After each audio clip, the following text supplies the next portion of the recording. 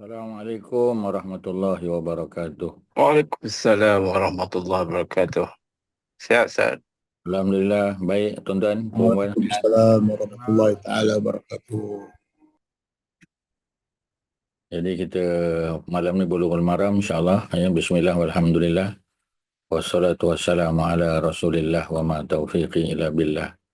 Subhanaka la ilma lana illa ma 'allamtana innaka antal alimul hakim.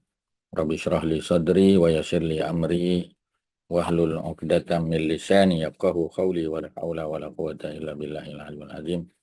Alhamdulillah, syukur kepada Allah ya kita dapat bersama-sama malam ni untuk meneruskan ya kita punya pengajian kitab Bulughul Maram.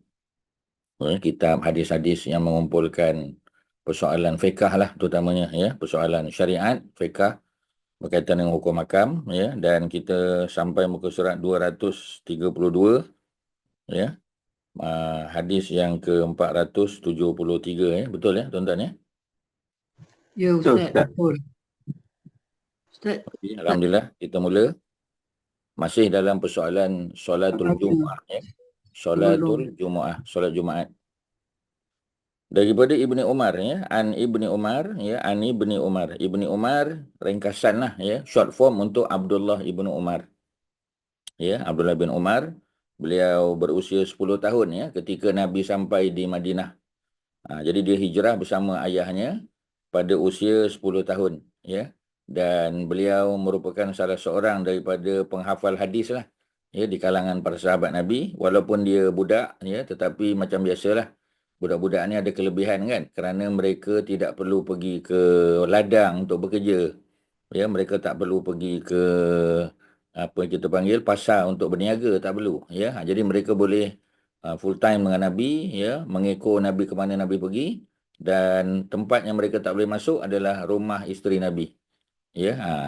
Cuma kelebihan Abdullah bin Umar ni kerana kakak dia Hafsah binti Umar adalah isteri Nabi ya, isteri yang keempat, dan bila Nabi bermalam di rumah Hafsah ya, ataupun Nabi punya giliran di rumah Hafsah, maka Abdullah bin Umar boleh tumpang tidur ya untuk dia melihat ibadah Nabi ya di rumah ya, ibadah-ibadah sunat Nabi buat di rumah.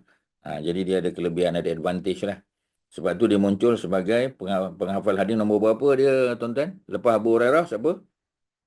Nombor 2 Ustaz. Ya, yang kedua ialah Abdullah bin Umar, 2600 hadis. Ya, banyak tuan-tuan ya. Bapa dia Umar lebih kurang 500 hadis saja ya. Dia 2600. Jadi kalau kita tengok pada logik, kita kata pasal apa pula Umar tak banyak menghafal hadis ya? Kerana hadis ni kita mesti bermuamalah dengan Nabi tu, muayyasyah dengan dia ya. Kita hidup dengan dia. Jadi kalau kita duduk full time di masjid macam Abu Hurairah, banyaklah dapat. Ya, macam Abdullah bin Umar ya, dia budak muda umur 10 tahun, dan maknanya ketika sampai di Madinah tu dia sudah ada pengalaman dengan Nabi masa di Mekah. Ya, sebab bapa dia masuk Islam tahun yang ke-6 kenabian. Ya. Jadi satu family masuk Islam. Bapa dia masuk Islam, dia pun masuk Islam tahun yang ke-6 kenabian ya. Nah, tahun kenabian di Mekah tu 13 tahun semua. Jadi kalau dia dapat ya masuk Islam tahun yang ke-6, maknanya dia ada dalam 7 tahun lah. Jadi dia sudah ada 7 tahun di Mekah tu ya. Lagi kecil lah umur dia ya. Jadi maknanya kalau dia sampai di Madinah umur 10, tahun yang 7 tahun tu maknanya dia baru berusia sekitar 4 tahun. Masa bapa dia masuk Islam, dia usia dalam 4 tahun lah. Jadi dia punya apa kita panggil ya, dia punya ruang untuk belajar tu memanglah masa dia kecil paling kurang dia observe, dia tengok Nabi, dia tengok bapa dia tengok Abu Bakar ya. Tapi di Madinah lebih bebas lah, terutamanya sebab dia sudah berusia 10 tahun, jadi maknanya dia tidak perlu ya untuk ditemani oleh bapaknya lagi. Bapaknya pergi ke pasar berniaga ya, dia boleh duduk di masjid dengar Nabi punya kuliah ya, boleh dengar apa ayat Quran yang turun, kemudian hadis-hadis yang Nabi lafazkan. Okey, Abdullah bin Umar ya dia berkata, qala Rasulullah sallallahu alaihi wasallam ya, Nabi sudah bersabda, man adraka ya, man sesiapa, lelaki atau perempuan.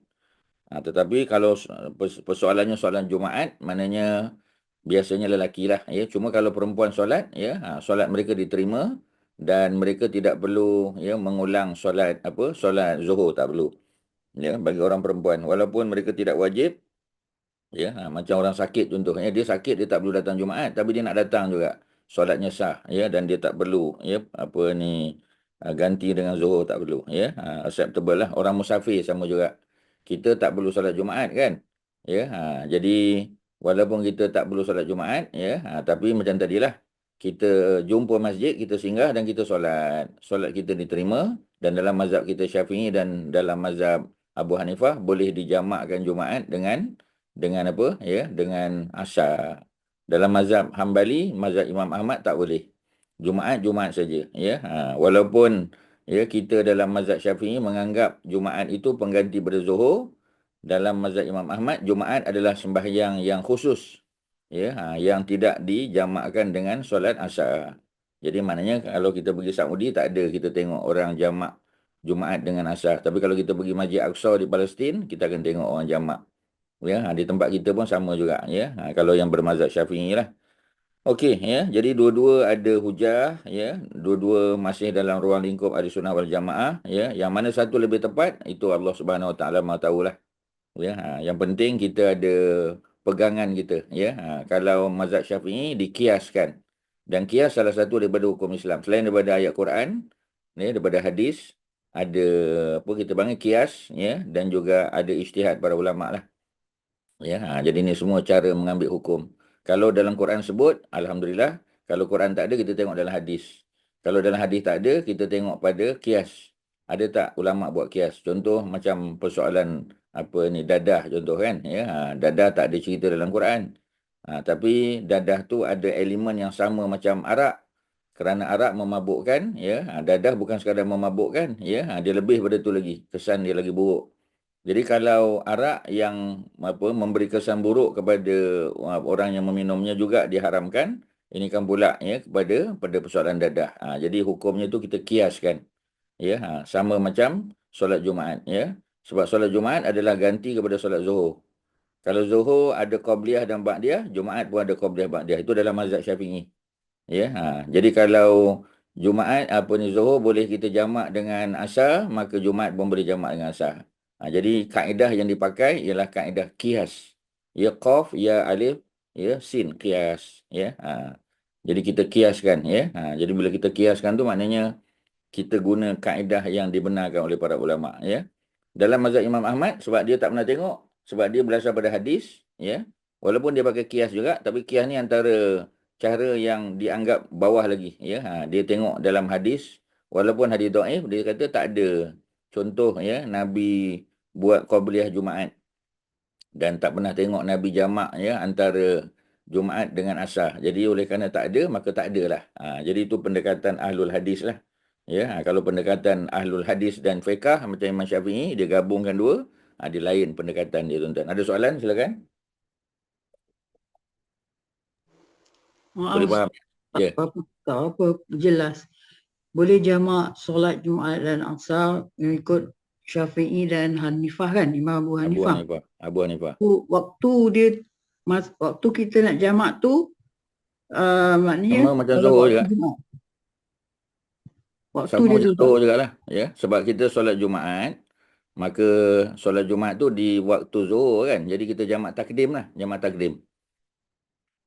Jamak takhir tak boleh lah, ya. Mana boleh Jumaat kita buat pada waktu Asar, tak boleh. Jadi ada perbezaan dia, ya. Itu ke yang dimaksudkan, Kanab? Ya, niat Jumaat tu ke? Niat Jumaat macam biasa, ya. Jadi kalau nak tanya isu niat dan lafaz niat, itu nanti ada benda lain lah pula kan. Dah tentulah Nabi tak lafaz. Ya, pernah tak Nabi lafaz usolli fardal jumaati rakaataini imaman lillahi ta'ala? Dah tentulah tak. Ya, sebab lafaz apa ni niat tu adalah lafaz yang dibuat, ya, oleh para ulama Syafi'iyah di Malaysia ni, di Nusantara lah. Macam sebab orang Malaysia ni, tuan-tuan, nak bagi sejarah. Sebab tuan-tuan punya tanya soalan tu Ustaz boleh jawab, tapi Ustaz kena cerita sejarah. Ya. Jadi di Malaysia ni antara kitab fiqh yang paling popular, ya, daripada dulu, zaman dulu sampai sekarang, ya. Kitab yang berkaitan dengan solat dipanggil kitab Muniyatul Musalli, dipanggil Muniyatul Musalli, ya. Muniyatul Musalli tu nanti tuan-tuan boleh Google aje lah cari, ya. Muniyatul Musalli ni kitab fiqh yang dikarang oleh Syekh Daud Al-Fatani. Ya, jadi inilah kitab yang kita pakai di pondok-pondok, di sekolah, di masjid surau, ya. Jadi antara kitab yang diajar oleh Dr. Basit juga, Dr. Abdul Basit, ya. Beliau ni PhD daripada Universiti Madinah, ya.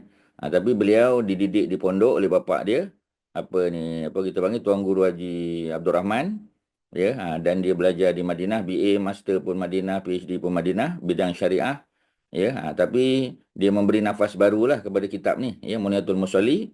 Dia tokok tambah lagi, ya. Mana syarah dia apa semua tu ditambah lah, ya. Tu tuan-tuan boleh cari dekat YouTube lah, mungkin ada. Ya, jadi dia punya apa kita panggil usaha untuk mengajar semula, mengkaji kitab tersebut baguslah.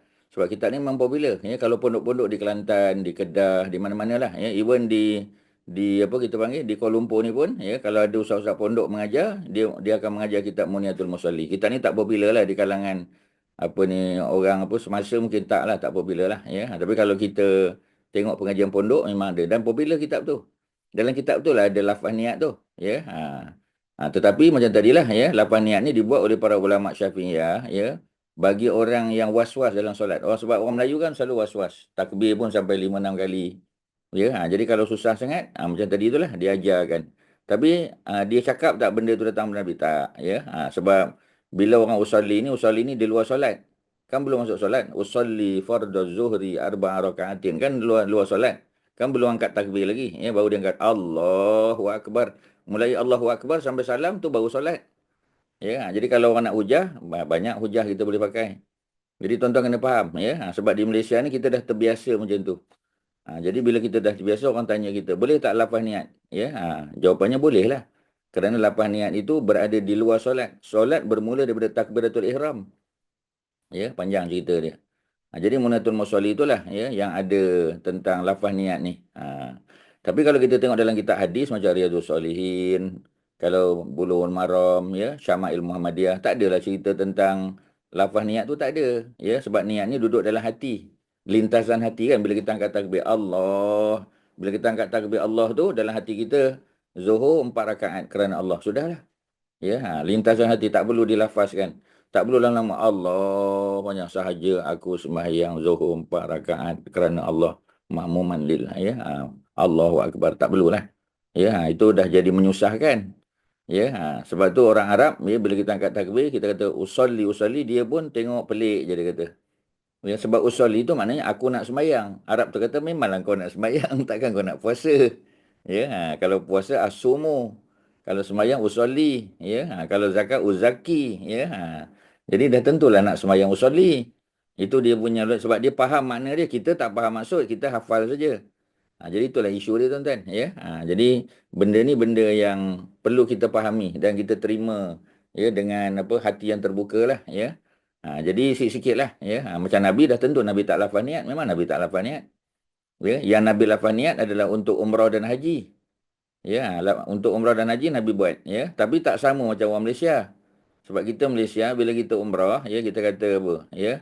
Nawaitul umrata wa ahramtu biha. Kalau haji nawaitul hajja wa ahramtu bihi. Nabi pun tak buat macam tu. Ya, Nabi punya lafaz lain lah, ya. Kalau dalam ustaz buat kursus umrah atau haji, kita ajar macam Nabi ajar. Macam mana Nabi buat? Ya, labbaik Allahumma. Bukan nawaitu, ya. Labbaik Allahumma umratan. Kalau haji, labbaik Allahumma hajjan. Itu kalau nak betul-betul buat macam Nabi buat. Sebab tu tuan-tuan, benda-benda ni memang kena dipelajari. Ya, jadi dia punya lafaz niat, Nabi pernah tak lafaz niat? Ada. Ya, tapi dalam bab yang berkaitan dengan umrah dan haji. Itu lafaz tu daripada Nabi lah tu. Tapi kita di Malaysia, kita pakai nawaitul umrata, nawaitul hajjah. Boleh ke? Jawapannya taklah, salah. Tapi tak sebiji macam Nabi lah. Ya, perbuatan tu tak salah. Ya, yang salah kalau kita kata Nabi buat macam tu, tu salah. Tapi kalau kita buat, ya, dan kita tahu bahawasanya Nabi tak buat macam tu, ya. Tapi kalau kita nak buat betul-betul macam Nabi, labbaik Allahumma umratan. Itu untuk umrah. Kalau haji, labbaik Allahumma hajjan. Kita pun dah hafal. Labbaik Allahumma kan kita dah hafal. Tambah aja labbaik Allahumma hajjan ataupun labbaik Allahumma labbaik Allahumma umratan, macam tu. Jadi nak bagi tahu Nabi ada lafaz niat memang ada, tapi dalam haji dan umrah. Ya, dalam sembahyang tak pernah dengar. Ya, tapi para ulama di Nusantara ni, Antaranya dalam kitab Muniyatul Musalli tadi, ya, dikarang oleh Syekh Daud Fatani ni, terkenal lah tuan-tuan. Syekh Daud Fatani ni, ya, memang terkenal. Ya, buku-buku dia memang banyak buku dia. Itu salah satu Muniyatul Musalli itu antara yang paling popular lah. Ya, jadi kita semua pakai. Ya, dulu apa ni pengajian Muniyatul Musalli ni, ya, dibuat oleh Dr. Abdul Basit dan dibuat secara live, ya, oleh IKIM, ya. Tu saya ingat mungkin awal tahun 2000 lebih lah dulu. Dah lama lah ni, cerita lama, ya. Tapi mungkin, ya, adalah rakaman-rakaman tu saya tak tahulah, ya, kena tanya IKIM lah ada ke tak. Tapi, ya, dia ada apa kita panggil, ya, ada buat dulu, ya, zaman dulu, ya, tahun 2000-an lah mungkin, ya, bukan apa kita panggil, bukan baru lah, ya. Mungkin, ya, kita kata mungkin 10-15 tahun yang lalu, mungkin lebih lagi. Ada soalan, silakan tuan-tuan, boleh faham ke tuan-tuan? Faham. Jangan diam. Ya, Faham, Ustaz. ya, Faham Ustaz? ya, alhamdulillah, ya. So macam itulah tuan-tuan. Jadi kalau orang tanya pada kita, ya, tentang apa ni niat tadi, macam itulah, ya. Lafaz niat, tuan-tuan nak lafaz taklah salah. Tapi jangan katalah Nabi suruh macam tu, ya. Sebab Nabi tak lafaz niat, ya. Nabi niat tu hanya lintasan hati. Jadi balik pada soalan tadi, ya, bagi orang yang pegang pada pandangan ulama dalam mazhab Syafi'i yang mengatakan bahawasanya apa ni Jumaat tu boleh dijamak dengan asar, hanya jamak takdim saja. Ya, jamak takdim. Sebab Zuhur, Jumaat mesti dibuat pada waktu Zuhur. Lepas pada Zuhur tu, lepas pada Jumaat selesai, boleh tak kita jamakkan dengan asar? Jawapannya boleh. Kerana dikiaskan seperti mana Zuhur boleh dijamak kepada asar pada waktu awal. Maknanya jamak takdim saja. Jamak takhir tak boleh lah. Ya, pasal Jumaat, ya, solat Jumaat dia mesti dibuat dalam waktu Zuhur. Kalau Jumaat tu kita buat dalam waktu asar, mana boleh tuan-tuan? Ya, bagi orang yang musafir, ya, dia nak buat Jumaat tu pada waktu asar tak boleh. Yang dia boleh buat ialah Zuhur campur asar, bukan Jumaat dengan asar. Kalau nak takhir, ya. Dalam mazhab Imam Ahmad bin Hanbal tak boleh langsung. Ya, memang tidak boleh dijamak antara Jumaat dengan sembahyang asar, tak boleh. Pasal tidak ada contoh daripada Nabi, ya. Tapi ulama-ulama ni dia bincang balik, zaman Nabi mana ada masjid. Masjid, ya, buat solat Jumaat hanya di Masjid Nabawi saja. Masjid Quba pun tak buat sembahyang Jumaat. Balik pada sirah lah. Kalau kita nak hujah, ya, tapi macam tadilah, nak hujah tu mesti kita tengok latar belakang dia, ya.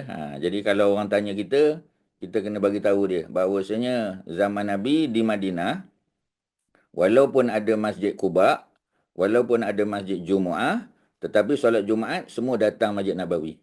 Mana ada orang nak dengar khutbah orang lain, ya. Mesti orang nak dengar khutbah Nabi. Jadi masa Nabi di Mekah, di Madinah tu, ya. Jadi kalau Nabi travel, Nabi jumpa tak masjid? Mana jumpa masjid? Masa tu orang belum masuk Islam lagi, tuan-tuan. Jadi dah tentulah tak pernah tengok Nabi jamak antara Zuhur, Jumaat dengan asar, tak ada. Memang tak ada, tuan-tuan, ya. Jadi kalau Nabi pergi ke Mekah contoh, ya. Jadi Nabi pergi ke Mekah. Jadi macam mana keadaan Nabi di Mekah tu, ya? Nabi qasar solat. Nabi qasar, ya. Sebab orang musafir dia tak perlu untuk jamak untuk sembahyang tamam. Dia boleh qasar, ya. Dan tak wajib sembahyang Jumaat pun. Jadi Nabi qasar. Masuk Zuhur 2 rakaat. Masuk Asar buat 2 rakaat. Nabi tak jamak pun sebab Nabi nak jumpa Allah setiap waktu. Ya, boleh tak Nabi jamak antara Zuhur dengan Asar, Maghrib dengan Isyak? Boleh. Tapi Nabi memilih untuk tidak menjamak. Nabi hanya mengqasar saja. Kerana Nabi sudah sampai di Mekah tu. Ya, tapi Nabi masih dalam keadaan musafir, masih. Pasal setiap tempat Nabi pergi, Nabi tak buat lebih, Nabi tak duduk lebih pada 5 hari 4 malam. Ya, kalau nak cerita detail lah, itu dalam nanti apa kita panggil, ya, dalam kitab Sirah jilid 3 kita masuk bab Nabi buat haji, tu boleh cerita panjang, tuan-tuan, ya. Tu belum masuk lagi, insya-Allah jilid ketiga, ya. Untuk tuan-tuan yang apa kita panggil nak dengar nanti, ya, bila ada tu kita tuan-tuan dengarlah, ya, dalam kelas apa ni Moses, ya, Rabu pagi. Tu cerita dia, tuan-tuan. So okey, ya, Ustaz dah jawab soalan tadi. Hanya solat Jumaat yang digabung dengan asar tu, ya, pada waktu Zuhur saja. Mana jamak takdim, jamak takhir tak boleh. Ya, jadi macam itulah, ya. Jadi lintasan hati saja. Maknanya bila kita angkat takbir untuk solat Jumaat tu, ya, kita niatkanlah untuk gabung dengan asar. Kalau kita terlupa macam mana? Tak ada masalah. Kerana ya selagi kita belum bagi salam solat Jumaat, kita boleh niat dalam hati kita. Ya, contoh angkat takbir Allahu Akbar, kita niat Jumaat saja. Ya, masa baca Fatihah baru kita teringat Allahu Akbar, aku nak jamak dengan asar. Perlu tak ulang balik? Tak perlu. Semayang macam biasa. Habiskan rakaat pertama, habiskan rakaat kedua, sebelum bagi salam rakaat yang kedua tu, ya, sebab solat Jumaat 2 rakaat, maka kita pun ya lintasan hati saja. Aku nak jamak dengan asar. Sudahlah. Ya, perlu tak lafaz? Tak perlu. Dalam solat nak lafaz pasal apa? Pasal apa? Ya, kita dalam hati je lah. Ya.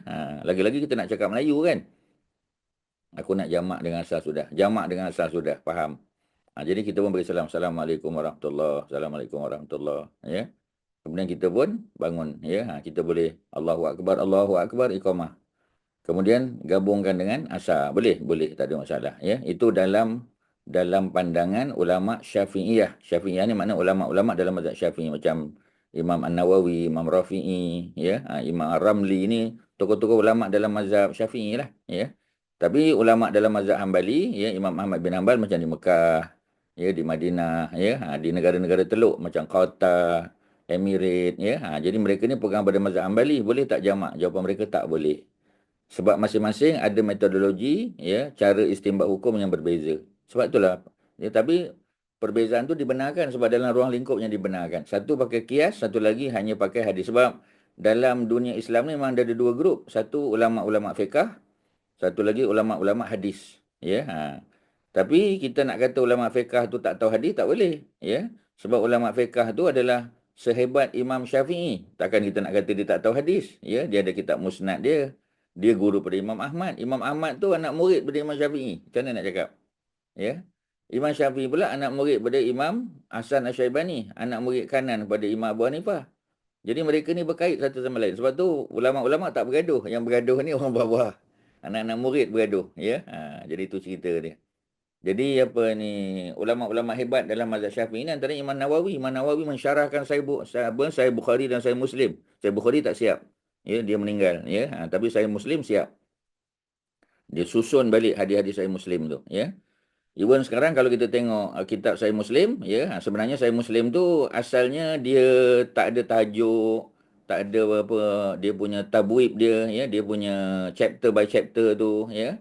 Dia agak macam plain aja. Imam Nawawi lah yang susun balik, bagi tajuk, ya. Dan dia bantu untuk apa kita panggil, ya. Dia present tu lagi bagus lah. Jadi bila kita bila kita beli Sahih Muslim, sebenarnya itu adalah Sahih Muslim yang disusun oleh Imam An-Nawawi. Imam Nawawi ulama fiqh hebat, ya. Dan dia ulama hadis, pastilah tuan-tuan. Tokoh besar, ya, dalam mazhab Syafi'i dan dia ulama hadis. Jadi kecenderungan ada 2, ya. Dia ulama hadis dan dia ulama fiqh. Dia ada satu grup. Satu lagi ulama hadis yang cenderung dia pada hadis lah, lebih pada hadis. Ya, fiqh ni kurang sikit. Bukanlah makna dia tak pandai. Ya, tapi dia mengutamakan hadis. Mengutamakan apa yang Nabi buat. Kalau dalam mazhab fiqh dia ada kias, ya, kemudian ada benda-benda lain lah yang diguna pakai untuk menghasilkan hukum.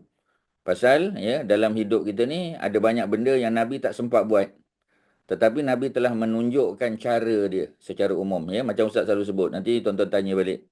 Ya, apa contoh Nabi tak sempat buat? Antaranya ialah sembahyang sunat, ya, sembahyang sunat gerhana bulan. Gerhana bulan Nabi tak pernah buat.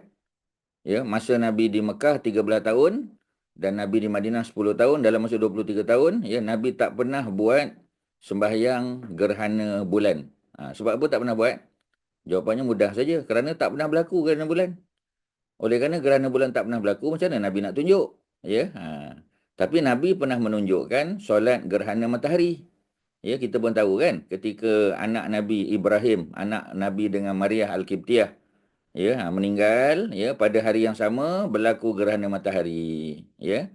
Maka Nabi pun kumpulkan para sahabat, mereka buat solat sunat gerhana matahari. Jadi oleh kerana Nabi pernah buat solat gerhana matahari, jadi zaman kita, ya, zaman Nabi tak pernah berlaku gerhana bulan. Zaman orang lain pula, ya, termasuk zaman kita, kalau berlaku gerhana bulan, boleh tak kita buat? Jawapannya boleh. Tapi Nabi tak pernah buat, pasal tak ada berlaku zaman Nabi. Zaman kita berlaku, ya. Sama tak kaedah dia macam solat gerhana matahari? Lebih kurang sama, tak ada beza.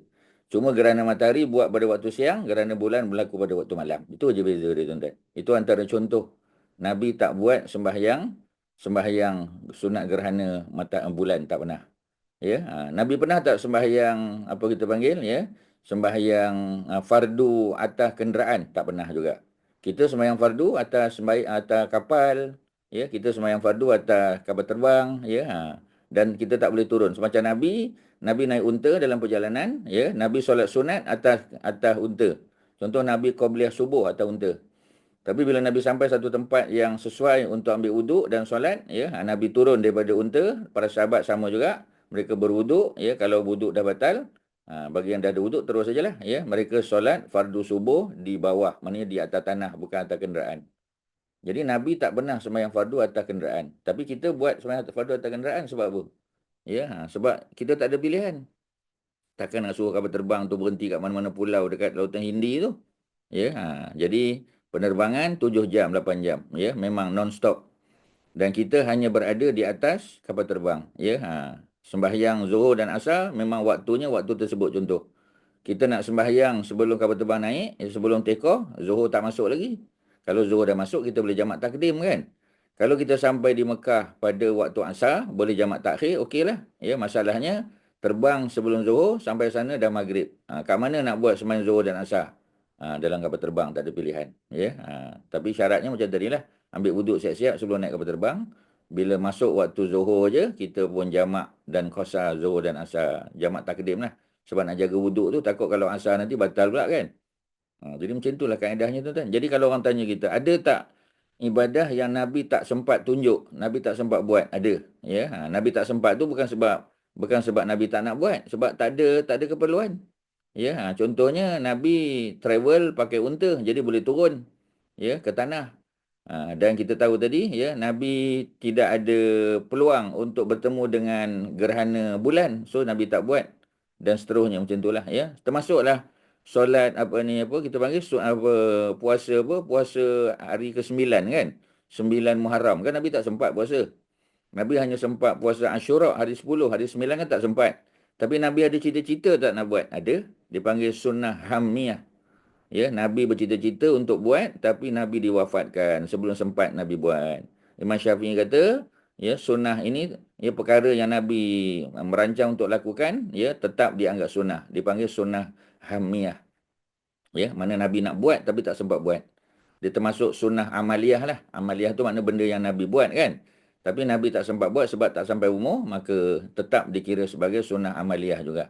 Ya, masuk kategori amaliyah yang hammiyah, yang Nabi tak sempat buat tapi Nabi sudah berazam untuk melakukannya. So macam itulah, tuan-tuan. Kalau kita tengok dalam sirah, ya, kita gabungkan dengan hadis tu, kita nampak ada benda yang Nabi tak sempat buat sebab tak ada keperluan, ataupun memang, ya, kita kata Nabi tidak bertemu dengan benda tersebut, ya, tak bertemu dengan gerhana, macam mana nak sembahyang? Okey, tuan-tuan, ya, boleh? Ustaz, Ya. Nabi tak solat fardu atas unta tu menunjukkan bahawa menghadap kiblat tu wajib, Ustaz, untuk fardu. Betul lah, ya. Kalau kita tengok para ulama, ya, secara umum menyebut kerana melainkan kalau kita dalam kapal terbang kita menghadap kiblat, tu sembahyang sah, ya. Kalau sembahyang sunat itu bebas. Sembahyang sunat tak perlu, dia tak disyaratkan untuk menghadap kiblat. Sembahyang sunat, sembahyang duha ke, ya, sembahyang tahajud ke, ataupun sembahyang qabliyah ba'diyah ke, itu boleh, ya. Itu kalau kebetulan dia kalau boleh hadap kiblat, of course itu the best lah, ya. Tapi kalau tak boleh, solat kita acceptable, diterima, makbul. Tetapi kalau solat fardu, sembahyang kita sah, ya. Cuma kerana tak menghadap kiblat, maka kita dianggap hanya menghormati waktu saja. Pahala dapat, ya, tapi kita kena qada bila sampai tempat, ya. Itu banyak ulama-ulama fiqh pun sebut macam tu. Ya, jadi dia punya apa kita panggil, ya, dia punya syarat dia untuk sembahyang fardu tu kena hadap kiblat, ya. Jadi kalau kita duduk dalam kereta api, kapal terbang, bas dan sebagainya, kalau kita boleh menghadap kiblat, sembahyang sah dan tak perlu diulang. Tapi kalau tak menghadap kiblat, ya, maka bila sampai tempat, ya, kita kena ulang baliklah. Ya, dan sembahyang tadi sah, kita dapat pahala, cuma dia dianggap tidak sempurna kerana tidak menghadap kiblat. Cuma kalau apa-apa berlaku ya dalam perjalanan kita meninggal dunia, kita tidak dianggap berdosa lah. Kerana kita telah melakukan ya sesuatu yang terbaik yang kita boleh buat. The best that we can do, tuan-tuan. Itulah jawapan dia. Betul kan? Nak? Ada lain? Silakan. Terima Tuan-tuan. kasih Ustaz. Ya, sama. Okey, tuan-tuan. Kak Nomah ada apa? Kak Nomah. Kak Ustaz, Raini. Ya. Ustaz, Ya. rukun berdiri tu Ustaz, adakah tu sebab tu juga mesti turun Rukun daripada berdiri itu, unta? berdiri itu dalam fiqah bagi yang berkuasa. Berdiri itu kan bagi yang berkuasa. Man istata'a. Ma- Man Maksudnya, istata'a itu maknanya bagi orang yang mampu. Yang tak mampu tak ada. Duduk lah. tak Ustaz, maksudnya kalau Rasulullah naik unta kan Ustaz, dia Hmm. boleh berhenti untuk solat berdiri kan Ustaz. Tak Hmm. perlulah solat, sebab itulah dia berhenti kan Ustaz. Tak perlu solat Adalah banyak atas sebab ya. Banyak unta. sebab lah. Ya, Ya, salah ya Ustaz. satunya menghadap kiblat macam Kak Nak tanya tadi. Ya. Yang kedua sebab sembahyang tu sempurna bila berdiri kan. Sebab itu kalau kita dalam kapal terbang macam naik Saudi Air, dia ada ruang untuk solat berdiri. So terus je lah ya, dan sembahyang tu sah. Hadap kiblat pun boleh, sembahyang berdiri pun boleh. Tak ada isu lah ya. Jadi oleh kerana itu kita tengok dalam sirah ya, Nabi bila musafir ketika nak sembahyang fardu Nabi turun lah sebab boleh berdiri of course. Tapi kalau kita sembahyang atas kenderaan, let's say lah kan, naik kapal terbang tak boleh berdiri. Kerana keadaan apa ni, ada air pocket dan sebagainya yang menyebabkan kita tak boleh berdiri. Malah pramugari pun kata, "Encik boleh duduk sembahyang, duduk." Ya. Kita kena duduk lah ya. Kita tak boleh lawan dia ya. Sebab apa? Sebab dia lagi tahu kan, dia kru kan, dia dah bagi nasihat tu, kita follow lah. Sembahyang sah walaupun tak berdiri. Kerana berdiri tu liman istata'ah ya, bagi orang yang mampu berdiri. Kalau tak mampu berdiri, duduk. Tak mampu tu bukan makna dia sakit. Tak mampu tu kerana situasi tu, konteks yang dia duduk tu ya, konteks di mana kapal terbang berada dalam keadaan yang tidak stabil. Jadi sebab tu dia anggap tidak mampu ya. Okey, Kak Nomah. Okey, jelas Ustaz. Terima kasih Ya, Ustaz. ya sama. Jadi tuan-tuan, ya, kita balik pada hadis tadi. Ya. Tapi persoalannya persoalan besar ni. Yang Ustaz ajar kepada tuan-tuan ni adalah prinsip dia. Dia punya prinsip. Tuan-tuan kena faham prinsip. Ya, prinsip dia apa? Prinsip dia dalam mazhab Syafi'i, ya, dalam mazhab Imam Ahmad bin Hanbal ada prinsip yang berbeza. Itu pendekatan dia ambil hukum tu beza. Dalam mazhab Imam Ahmad, ya, tuan-tuan kena catat, selagi mana tak ada tunjuk dalam hadis, Nabi tak tunjuk, para sahabat tak tunjuk, maka dianggap tak ada lah. Ya, sebab apa ni, ibadah ni kita tak boleh reka sendiri. Ya, itu dalam pandangan Imam Ahmad bin Hanbal.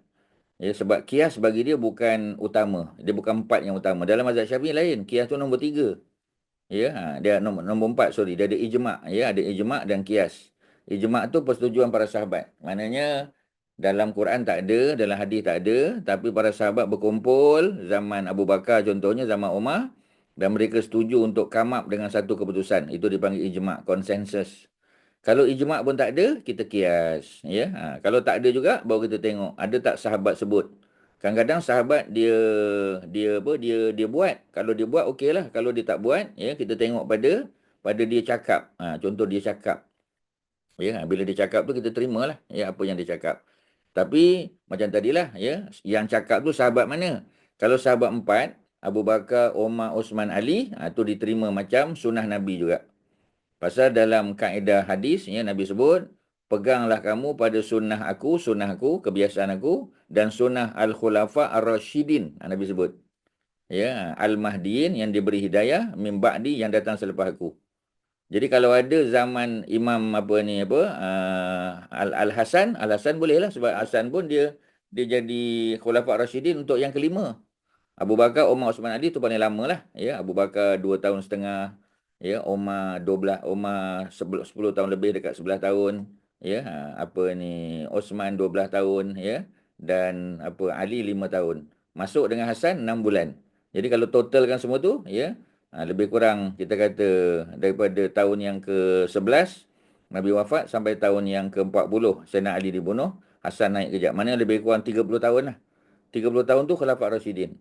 Kalau ada fatwa, ya, ada perbuatan yang dibuat oleh para sahabat Nabi yang 4 ni tadi, termasuk Hasan 5, kalau ada, maka itu diterima sebagai hukum. Ya. Tapi kalau tak ada, kita tengok. Ada tak Abu Hurairah cakap? ada tak Ibnu Umar cakap, ya. Tapi cakap-cakap sahabat ni boleh kita follow dan boleh kita tinggalkan. Ya, sebab apa? Sebab mereka ni walaupun sahabat Nabi tapi Nabi tak sebut. Nabi hanya kata Khulafa' Rasyidin yang datang selepas aku. Jadi tapi lebih baik kita ikut cakap Abu Hurairah kan daripada tak ikut, ya. Cuma kalau berbeza pendapat, ya. Contoh kita kata berbeza pendapat antara Aisyah dengan Abu Hurairah. Ya, Aisyah dengan Abdullah bin Umar contoh. Abdullah bin Umar dia tegur perempuan supaya jangan datang masjid. Ya, Aisyah kata, pasal apa pula nak tegur orang perempuan datang masjid? Zaman Nabi pun tak pernah tegur. Jadi pandangan siapa kita nak pakai? Dah tentulah pandangan Aisyah. Ya, sebab apa? Sebab dia menggunakan hujah, Nabi pun tak pernah tegur, pasal apa kau nak tegur? Ya. Abdullah bin Umar dia melihat pada maslahat. Ya. Jadi dia bukan dia tak tahu, Nabi tak pernah tegur, dia tahu. Ya, tapi dia melihat, ramai sangat perempuan datang ni menyebabkan orang lelaki jadi sempit punya ruang jadi sempit. So dia punya pandangan perempuan tak payah datanglah, duduk rumah saja. Ya, sembahyang di rumah. Tapi Aisyah kata Nabi tak pernah larang. Ya, kami isteri Nabi setelah Nabi wafat pun kami iktikaf di masjid. Jadi pandangan Aisyah tu yang kita utamakan. Ya. Ketika berlaku perbezaan pendapat antara Osman dengan Ali. Ini mesti sahabat-sahabat besar lah tuan-tuan. Ya, kalau tadi Aisyah dengan Ibnu Umar dua-dua satu level lah. Ya, cuma Aisyah dianggap lebih utama, ya, sebab apa? Sebab dia isteri Nabi. Ya, tapi dari segi hafalan hadis lebih banyak, Abdullah bin Umar lagi banyak. Sebab dia nombor 2 kan, Aisyah nombor 4. Ya, tapi dua-dua tu bukan Khulafa' Rasyidin. So dia kategori nombor 2. Tapi kalau antara Khulafa' Rasyidin tu berbeza pendapat, contoh Osman dengan Ali, macam kita nak pegang. Ya, dalam bab yang menentukan apa kita panggil haji tamattu' ke haji ifrad kan. Osman kata haji ifrad.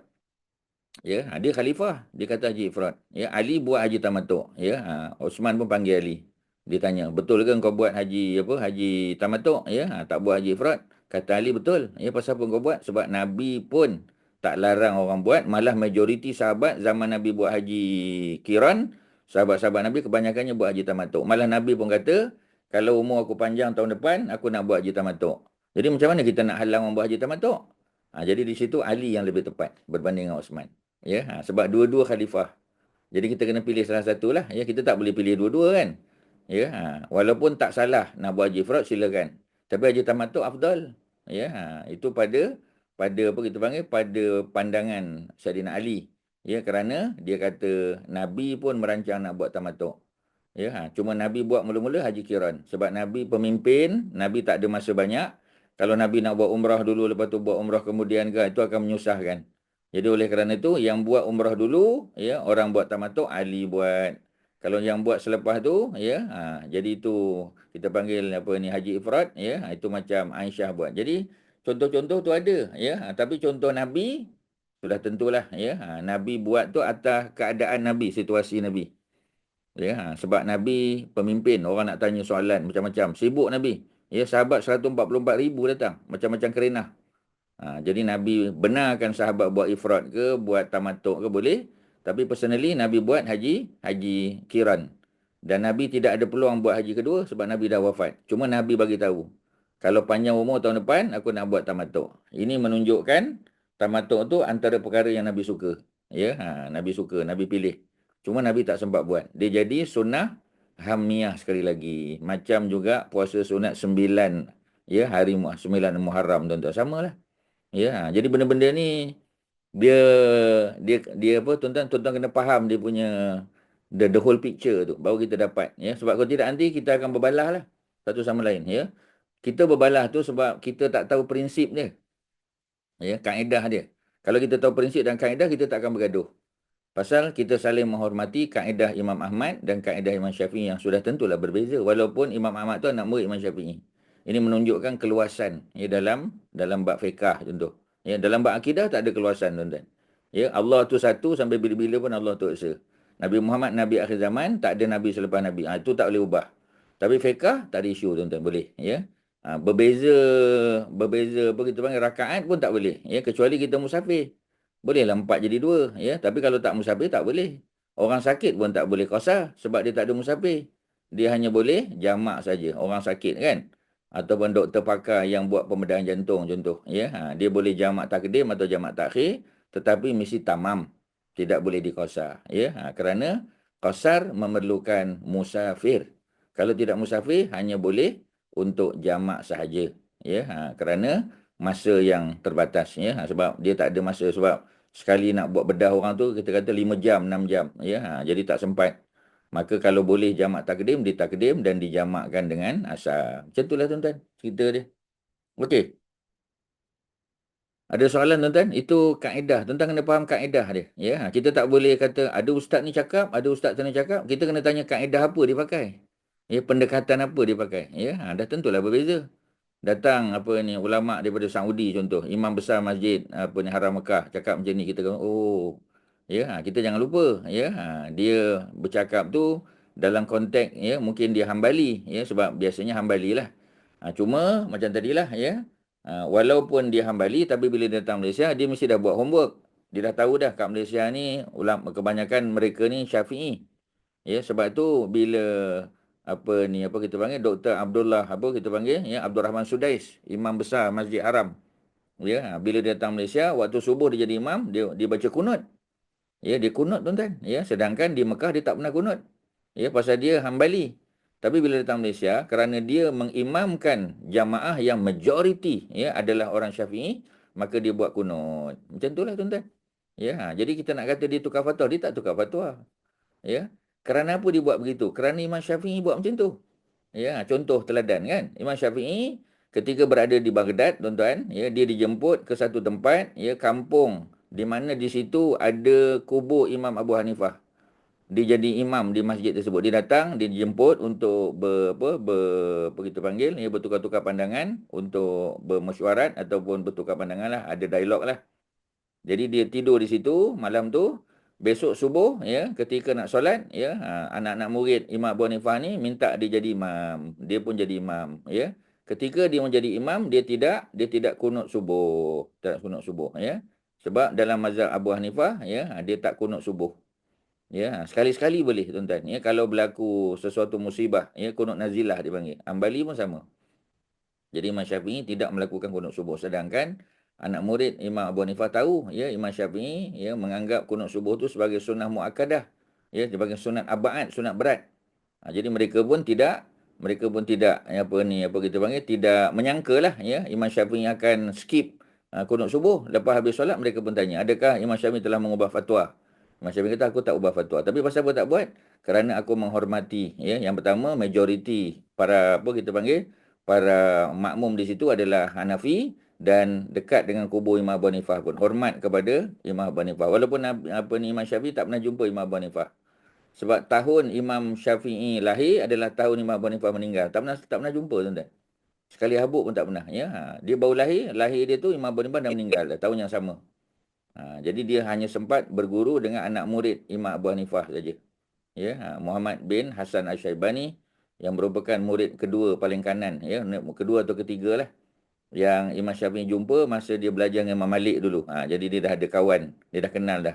Sebab tu ketika Imam Syafi'i ditangkap, dituduh nak menggulingkan Sultan Khalifah Harun Ar-Rasyid, ya, maka Imam Syafi'i dibawa ke Baghdad, dibicarakan, digari, ya, dibicarakan di mahkamah, ya. Tapi Imam Hasan Syaibani bantu Imam Syafi'i lah, ya. Dan akhirnya Imam Syafi'i didapati tidak bersalah. Itu tuduhan saja. Dan beliau dibebaskan, ya, dan ada hikmah dia lah, ya, sebab Imam Syafi'i boleh pula belajar daripada ulama-ulama mazhab Hanafi yang berada di Baghdad pada ketika itu. Imam Syafi'i tak pernah pergi Baghdad sebelum tu, tuan-tuan. Ni hikmah dia, ya. Jadi itulah cerita dia. Luas, ya, sebenarnya. Kalau kita tahu sejarah dia, kita tidak akan cepat melatah, tuan-tuan, ya. Macam orang kadang kita tengok, alah, dia tak tahu cerita, ya. Dia main sebut aja. Dia kata tak boleh, mana ada dalam hadis, tak ada apa semua, nanti dulu kita kata, ya. Tengok semua konteks, ya. Nabi tak buat, sahabat buat macam tadi Ustaz sebut. Nabi tak pernah sembahyang fardu atas kenderaan, tak pernah. Sahabat ada tak? Ya, ada. Ya, hadis yang kita baca dalam kitab Bulughul Maram ni, tuan-tuan, ya. Hadis bab yang berkaitan dengan apa kita panggil, dengan wuduk. Ya, dengan wuduk, ya. Jadi dengan wuduk tu sahabat buat masa bila? Masa mereka musafir untuk berhijrah ke negeri Habasyah.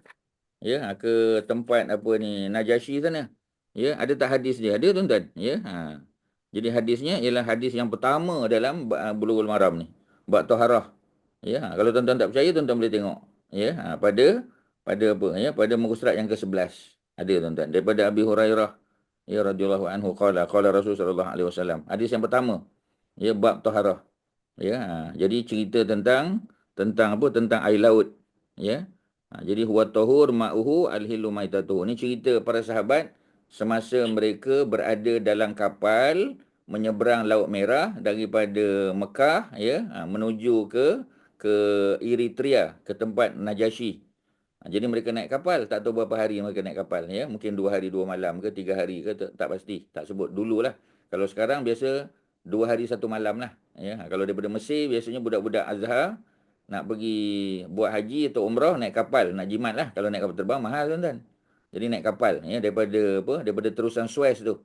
Daripada bandar Suez, ya, Suez Canal tu tuan-tuan, naik kapal menuju ke Jeddah. Ya, 2 hari 1 malam lah, atau paling lama 2 hari 2 malam. Jadi mereka naik kapal, ya. Para sahabat dulu dah naik kapal daripada Mekah menuju ke Eritrea, lalu Laut Merah, dan pada ketika itu mereka kehabisan air. Ya, jadi macam mana nak buat? Jadi air ada tapi untuk minum. Kalau mereka gunakan air untuk minum tu sebagai wuduk, maka tak ada air lah untuk minum.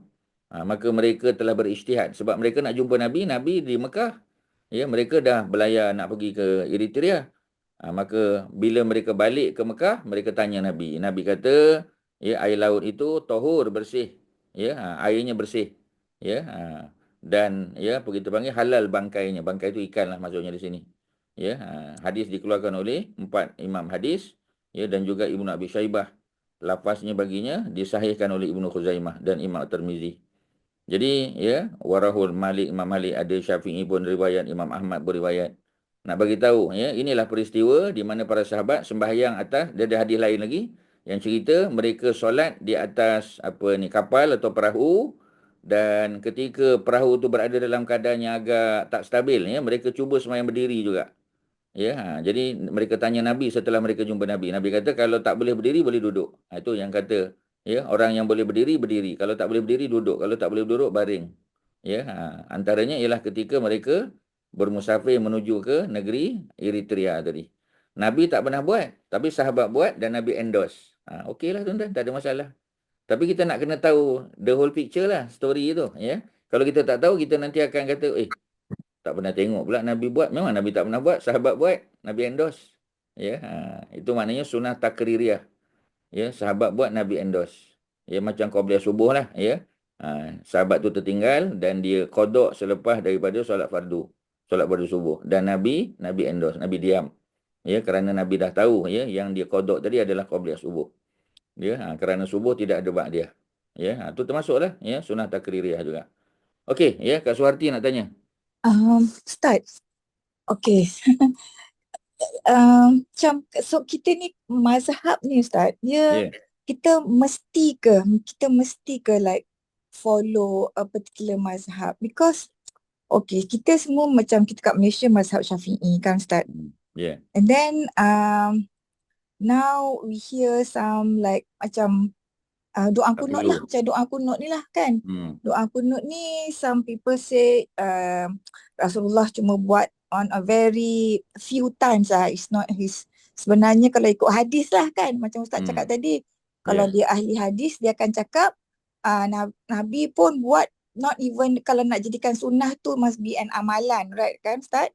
So he didn't do it like all the time. Yes.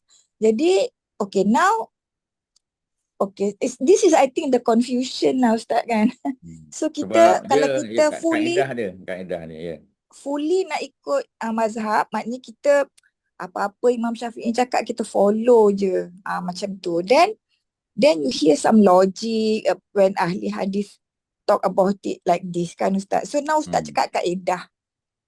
So tapi maksudnya maknanya kita boleh pick and choose tak Ustaz? Maknanya kalau kita dengar cakap ahli hadis, kita ikut Imam Syafi'i because in general kita memang Imam Syafi'i. So kita tak baca doa kunut misalnya. So what does that make us orang biasa ni Ustaz, yang tak faham sangatlah nak cari kaedah-kaedah tu for other things kan Ustaz kan? Betul. Ya. Faham. Okey, terima kasih, ya, Kak Suharti. Jadi isunya mudah aja tuan-tuan, ya. Isunya ialah Orang awam macam kita kena ikut kita punya mufti kita. Mufti itu maknanya siapa yang kita pegang dalam pengajian. Sebab kita tak belajar dengan mufti Selangor. Kita tak belajar dengan mufti Perlis kan. Ya, kita ada ustaz-ustaz kita lah. Ya, sekali-sekali kita dengar lah. Mufti Perlis cakap, mufti Perak cakap, mufti Pahang, mufti Selangor pun kita ada dengar kan. Tapi kita bukan dia punya student. Ya, bukan maknanya daripada kita awal sampai akhir kita belajar dengan dia. Bukan. Ya, macam Imam Syafi'i contoh kan. Ya, dia belajar. Ya, daripada umur 15 sampai 29. 14 tahun belajar dengan Imam Malik. Tu anak murid Imam Malik. Ya, Imam Abu Hanifah ya belajar dengan Imam apa kita panggil ya Hamad bin Abi Sulaiman guru dia ya. Dia belajar 18 tahun belajar. Daripada umur 22 sampai 40. Itu betul anak murid. Macam kita kan adalah dengan YouTube, ya TikTok sikit, baca-baca apa semua sebagainya. So kita tak consider sebagai anak murid. Jadi guru kita ya sebagai contoh tuan-tuan ya. Tuan-tuan lagi banyak dengar daripada Ustaz Anzaruddin ya daripada orang lain kan. So tuan-tuan punya pandangan agama ni sebenarnya ditentukan oleh guru kita. Siapa yang mengajar kita?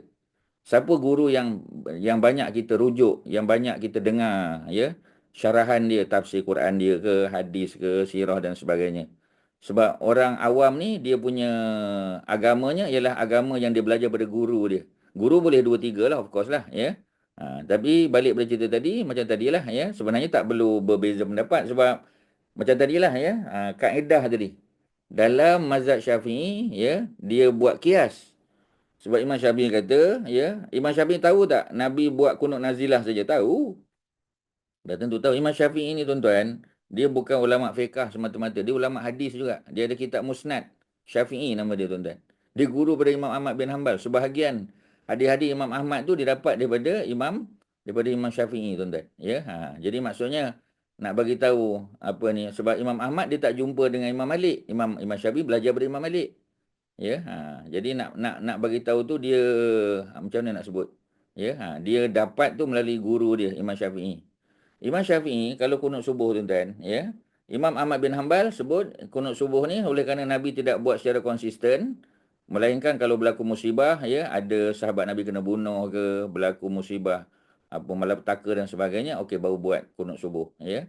Itu pun kunut subuh bukan kunut subuh saja. Dia ada kunut nazilah pada waktu Zuhur, waktu Asar dan sebagainya, bukan kunut subuh saja. Dalam mazhab Syafi'i, ya, dia kias. Sebab apa dia kias? Dia kata kalau zaman Nabi musibah sikit macam sahabat kena 6 orang kena bunuh, 7 orang kena bunuh, 10 orang kena bunuh pun buat apa ni kunut nazilah ya. Musibah zaman kita ni everyday ada musibah, orang Islam kena bunuh ya di Palestin. Ya betul Ustaz. Jadi dia kaedah dia Kaswarti, Imam Syafi'i dia pakai kias. Dan kias tu ialah salah satu daripada kaedah untuk kita ambil hukum. Dia ada Quran, kalau Quran tak ada dalam hadis, kalau tak ada kita tengok ijma', konsensus among sahabah. Kalau tak ada, nombor 4 adalah kias. Imam Syafi'i dia macam tu. Ya, Imam Ahmad tak. Ya, Imam Ahmad dia akan tengok kalau dalam hadis, dalam sirah Nabi tak buat, maka tak buatlah. Kalau tak buat, tak buat. Kalau ada buat, ada tunjuk, dia akan buat. Jadi sampai bila pun dia tak akan sama. Ya, sebab mereka punya manhaj atau metodologi untuk ambil hukum tu berbeza. Dan dia tak akan boleh sama.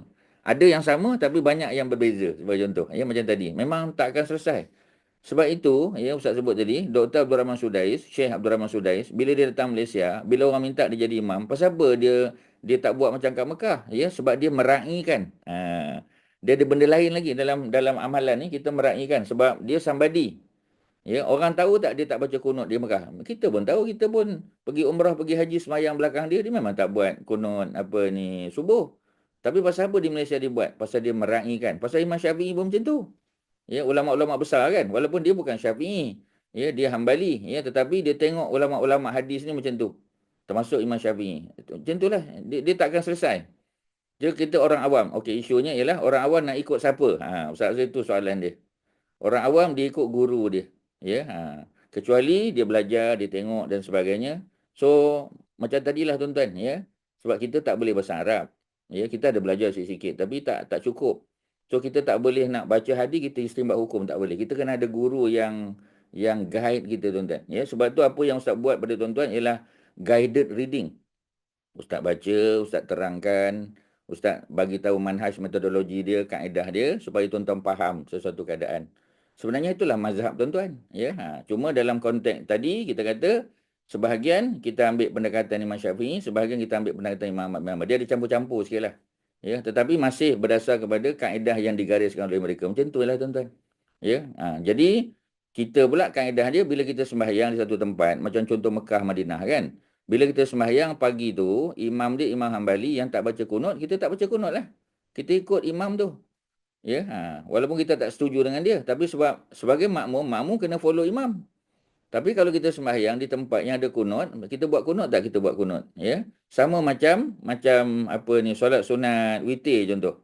Kalau kita pergi masjid yang dia buat witir 2+1, kita follow lah 2+1, kita ikut imam. Tapi bila imam tu buat 3 rakaat tanpa salam, tanpa dengan satu salam, tanpa tahiyat awal, so kita follow dia. So kita follow siapa yang jadi imam kita pada hari tersebut. Boleh Kak Suhati? Boleh Ustaz. Jadi Okay. maknanya kefahaman kita macam lah, saya cakap, saya pun mengaku saya memang banyak ikut Ustaz. Jadi kaedahnya tu yang seperti Ustaz terangkan lah kan. Ya, betul. Saya pun kadang macam lah doa kunut ni, itulah macam doa kunut dia yang selalu sangat yang menjadi macam Polemik. ya. Nak baca ke tak, betul sih. Terserahlah ya, sebab kita dah tahu kedudukan. Cuma kalau kita jadi makmum pada imam, kita kena tengok imam. Ya betul. Makmum Itu kena follow imam kan. that one is clear. Tapi kita pun sembahyang macam sendiri, kalau sembahyang sendiri. sembahyang sendiri. Lepas tu maksudnya macam inilah, kita pun macam Ustaz cakap tadilah. The reasoning is dulu sahabat Rasulullah SAW, sahabat 2 orang meninggal pun dia dah buat kunut, ataupun dia nak pergi perang ke, dia belum pergi lagi tapi he feels it's something very grave lah kan. So kita pun macam Ustaz cakap lah, kita merasa hidup kita ni banyak musibah jugalah kan Ustaz. Bukan seorang 2 kena bunuh, beribu kena bunuh. Kan. Bukan kunut nazilah lah tapi maksud saya kita sendiri, kita menghadapi musibah kita betul. sendiri. So kita doa kunut lah. Macam kita pun kena, macam saya rasa macam we have to justify. Soalan saya tu, is it wrong kalau kita kata kita mazhab Syafi'i tapi kita tak ikut everything yang Imam Syafi'i apa? Tak salah, tak ada masalah. Itu ada soalan lah. Okey. Terima kasih. Thank you Ustaz. Sama. You're welcome. Dalam amalan kita pun tuan-tuan, memang dia apa kita panggil mazhab dominan di Malaysia ni. Sebab kita kena pakai yang dominan lah secara umum. Tetapi banyak tak pandangan Imam Syafi'i yang kita tak follow banyak. Contoh macam zakat, kita pakai Imam Abu Hanifah kan, kita bayar pakai duit. Dalam mazhab Syafi'i dia kena pakai makanan ruji kan. Tapi untuk memudahkan proses, kita pakai pandangan mazhab Syafi'i, contoh mazhab Abu Hanifah. Boleh acceptable, tak ada masalah. Dalam bab tempahan contoh, ya, kita bayar deposit. Dalam mazhab Syafi'i tak boleh bayar deposit, kena bayar upfront. Ya, kalau kita tempah baju ya, dan dia punya upah 250, kita kena bayar upfront 250. Tapi kalau dalam mazhab Abu Hanifah, kita boleh bayar deposit, bayar RM100 dulu, kemudian bakinya bila pakaian tersebut siap ya. Jadi sebenarnya kalau nak cerita banyak ya, dan dalam di Malaysia ni sebenarnya dia agak terbuka juga secara umum lah. Ya, banyak benda yang kita tahu benda tu bukan dalam mazhab Syafi'i, tapi ya, para ulama kita di Malaysia menerima pakai. So okeylah tu. Cuma kalau Ustaz bagi cadangan pada tuan-tuan, ya, untuk justifykan kunut tuan-tuan tu, seperti mana Imam Syafi'i sebut, tuan-tuan kena masukkan sikit elemen kunut nazilah. Ya, campurkan dengan kunut nazilah. So justified lah. Pasal kunut nazilah tu dibuat ketika umat Islam menghadapi musibah. Orang Islam memang sedang menghadapi musibah tuan-tuan. Terutamanya di Palestin dan di Lebanon, ya, mereka dibom, dibunuh, ya, even pemimpin-pemimpin pun kena bunuh tuan-tuan. Ya, pemimpin ulama apa kita panggil ya, umat Islam di Lebanon pun kena Hasan Nasrullah, walaupun di Syiah kita kata ya. Tapi kita tak boleh nafikan lah ya, dia punya sumbangan dalam melawan kerajaan Haram Israel ya. Syekh Yahya Sinwan contoh ya, yang kena bunuh ni. Samalah tuan-tuan. Jadi masukkan elemen kunut nazilah ya. Jangan Allah mahdina fiman hadait saja ya. Jadi masukkan juga ya. Sikit-sikit tu masuk. Ya, supaya bila kita buat tu, kalau ustaz lah sebagai personally, kalau ustaz buat tu, kita tahu di belakang kita tu, sebagai contohnya, ustaz dijemput untuk ceramah pagi, kunut subuh sebagai contoh. Biasanya imam lah kan, imam di masjid ataupun di surau tersebut lah. Tapi kalau katalah dia bagi laluan, Ustaz, kita minta tolong, kita nak dengar Ustaz imamkan subuh. Okey. Kita imamkan subuh. Ustaz buat kunut macam biasa, kunut subuh, tapi Ustaz masukkan elemen kunut nazilah. Ya, supaya tak ada isu tuan-tuan. Bila orang tanya, kita macam tadilah kan. Kita play safe lah. Play safe tu bukan kita takut, kita tak takut, tuan-tuan, ya. Tapi bila orang tanya, pasal apa Ustaz buat kunut subuh ni tak ada apa kita panggil, Nabi tak buat setiap hari. Ustaz kata memang betul.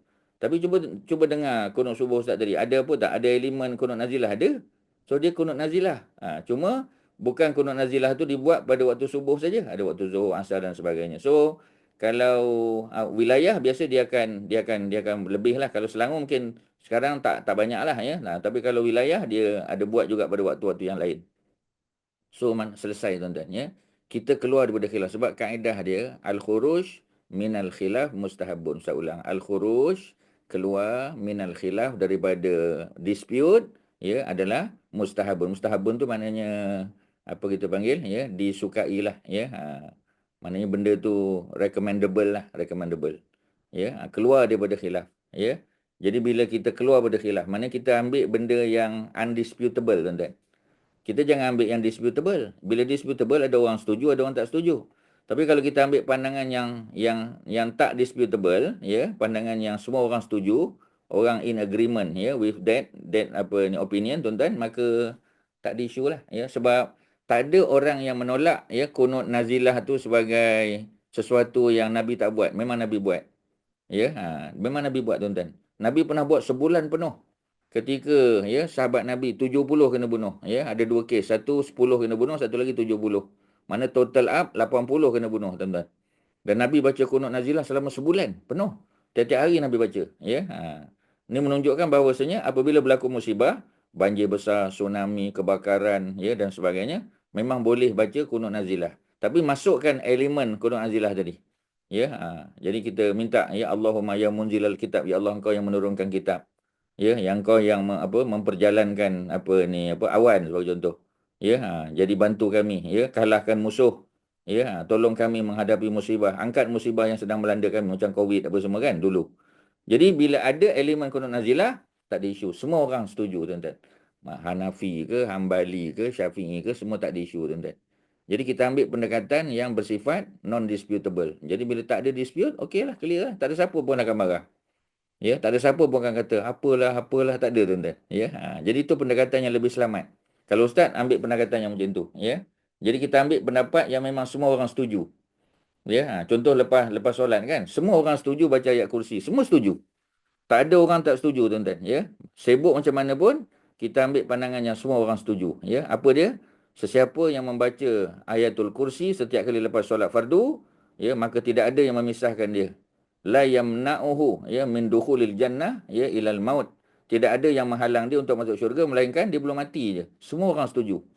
Ya, kalau sembahyang fardu kita kata, ya. Jadi apa kita panggil ayatul kursi tu jangan tinggal lah, ya. Walaupun kita tak baca surah-surah lain tapi ayat kursi tu jangan tinggal. Ya, jadi benda-benda macam tu tak ada siapa pun yang akan marah dan tak ada siapa pun yang akan rasa kita telah membuat sesuatu yang bid'ah ke ataupun Nabi tak buat, tak ada tuan-tuan. Jadi pendekatan-pendekatan macam tu itulah yang perlu kita tonjolkan dalam masyarakat. Kalau Ustaz personally, Ustaz akan buat macam tu. Ya, jadi bila orang tanya pasal apa? Ya, pasal apa kita panggil Ustaz tak baca ayatul kursi, kan jadi isu. Ya. Tapi kalau kita baca, tak ada isu dah tuan-tuan, selesai semua. Ya. Jadi kalau apa kita panggil ya, kalau orang tanya pasal apa tak baca surah ni, timing lah ya. Sebab kalau kita nak baca semua boleh nak baca lebih panjang. Ya, sampai pukul 6.30 nanti ya, kuliah subuh waktu bila? Dia pun kata betul juga. Okey, selesai lah tuan-tuan. Kita mengajak manusia untuk bersetuju di atas satu perkara yang memang dipersetujui. Ya, jadi kalau kita cari benda-benda yang membezakan dan orang pula tak biasa, memang jadi isu lah tuan-tuan, jadi isu. Ya, susah, kesian orang masjid tu nanti. AJK jadi susah ya. Jadi untuk memudahkan urusan, semua ambil pandangan yang memang tak ada dispute tuan-tuan.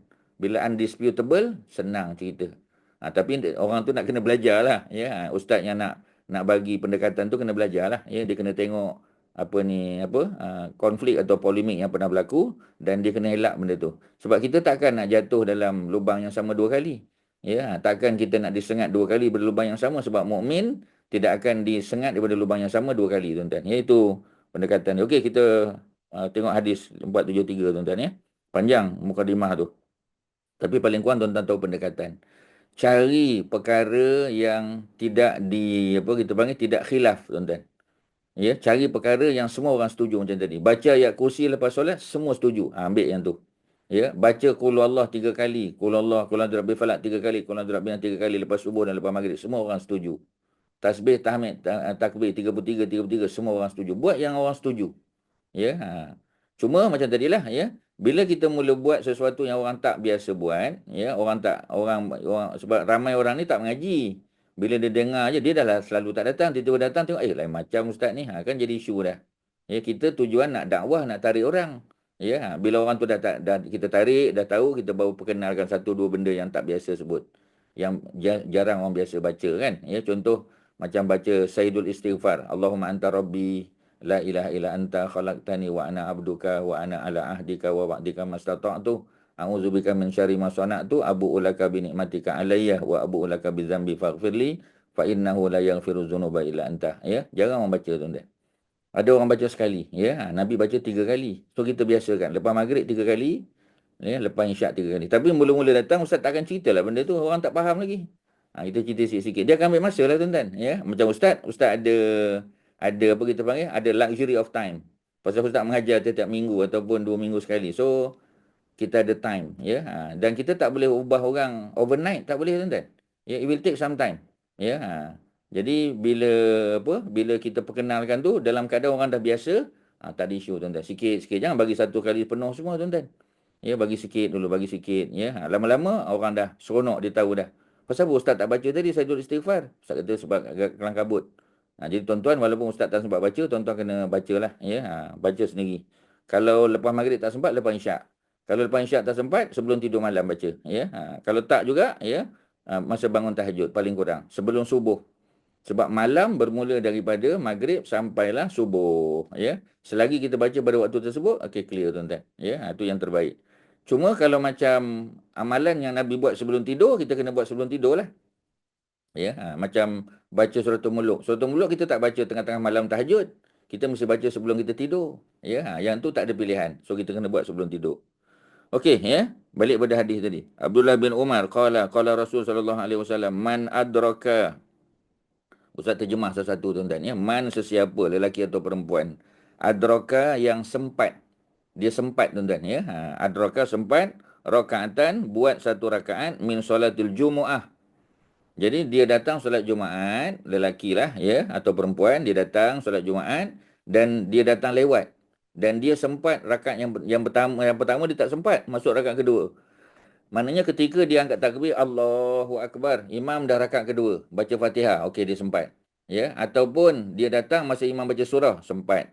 Dia datang masa imam sedang rukuk, imam rukuk, dia pun Allahu Akbar, dia pun rukuk bersama dengan imam. Dia sempat rukuk bersama imam. Dalam mazhab kita Syafi'i, sempat rukuk dengan tomak ninah, maknanya dia tak boleh kelang kabut lah. Ya, imam Allahu Akbar, dia pun Allahu Akbar, sempat kejap. Dia baru baca subhana rabbiyal azim, ya. Baru sempat tu imam pun Allah sami Allah liman hamidah, dia dapat. Dia dapat tomak ninah sebab dia dapat berhenti sekejap, tenang kejap. Ya, jadi bila dia dapat rukuk, ya, maka dia dianggap dapat 1 rakaat. Kalau rukuk tak sempat, ya, dia masuk tu ketika imam tasyahud akhir, maka dia tak dapat rakaat tersebut. Ya, dia dapat pahala tahiyat akhir tu dapat. Tetapi dia tak dapat rakaat tersebut. Ya, ini kalau hari Jumaat. Kalau 2 rakaat lah. Ya, di sini disebut wa ghairiha, dan juga sembahyang lain yang macam tu juga. Mana sembahyang lain yang 2 rakaat, macam subuh. Ya, kalau kita sempat rakaat kedua rukuk bersama imam, kita sempat dapat. Tapi kalau kita tak sempat, ya, maknanya kita kena ganti 2 rakaat lah. Tapi kalau kita sempat rukuk bersama imam rakaat kedua, kita dapat rakaat tersebut. Ya, dapat rakaat tersebut. Sama ada Jumaat ataupun sembahyang tarawih 2 rakaat ataupun sembahyang lain yang 2 rakaat, ya, termasuklah sembahyang subuh tadi. Sebab sembahyang fardu yang lain semua lebih daripada 2 kan. Falyudif, maka hendaklah dia menambah ilaiha, kepada solat yang awal tadi, ukhra, 1 rakaat lain. Sebab subuh 2 rakaat, Jumaat 2 rakaat, tarawih 2 rakaat, dia sempat rakaat yang kedua, rukuk bersama imam. maka dia kena tambah lagi selepas imam bagi salam. Bagi salam, Assalamualaikum warahmatullahi, tambah 1 rakaat lagi. Ya. Waqad tamat solatu, maka sempurnalah solat dia. Mana kalau dia tadi dapat 1 rakaat, lepas imam bagi salam dia tambah 1 lagi rakaat, maka sempurnalah solat dia 2 rakaat. Tu maksud dia. Riwayat Imam An-Nasa'i dan Ibnu Majah. Ya, Imam Daraqutni, ya. Lafaz ni daripada Imam Daraqutni. Maknanya dalam Sunan An-Nasa'i pun ada, Sunan Ibnu Majah. Tapi dia punya wording tu mungkin sikit-sikit beza.